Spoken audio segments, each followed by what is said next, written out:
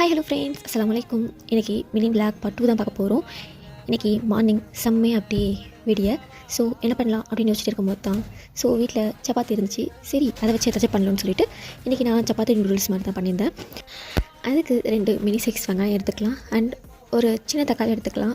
எங்கள் சின்ன தக்காளி இல்லைங்கிறதுனால பெரிய சைஸ் தக்காளி ஹாஃபாக மட்டும் எடுத்துக்கிட்டேன்.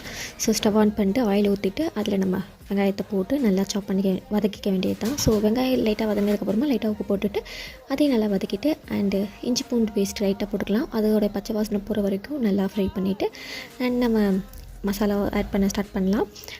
சில்லி பவுடர் அண்டு ஜீரகத்தூள், மஞ்சள் தூள் மூணுத்தையும் ஆட் பண்ணி நல்லா ஃப்ரை பண்ணிக்கலாம். அண்டு ஃப்ரை ஆனதுக்கப்புறமா அதில் ஒரு முட்டையை எடுத்து உடச்சி ஊற்றி அதையும் நல்லா வதக்கிக்கலாம்.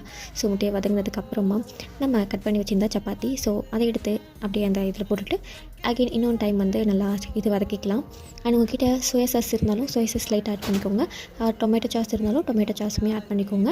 என்கிட்ட இப்போதைக்கு அது ரெண்டுமே இல்லை அப்படிங்கிற காரணத்தால் நான் சிம்பிளாக மட்டும் பண்ணியிருந்தேன். பட் இதுவுமே டேஸ்ட்டாக தான் இருக்கும். ஃபைனலி பண்ணியாச்சு. டேஸ்ட்டுமே அல்டிமேட்டாக இருக்கும். சிம்பிள் அண்ட் சூப்பரான குக்கிங் வீடியோலாம் வரும்.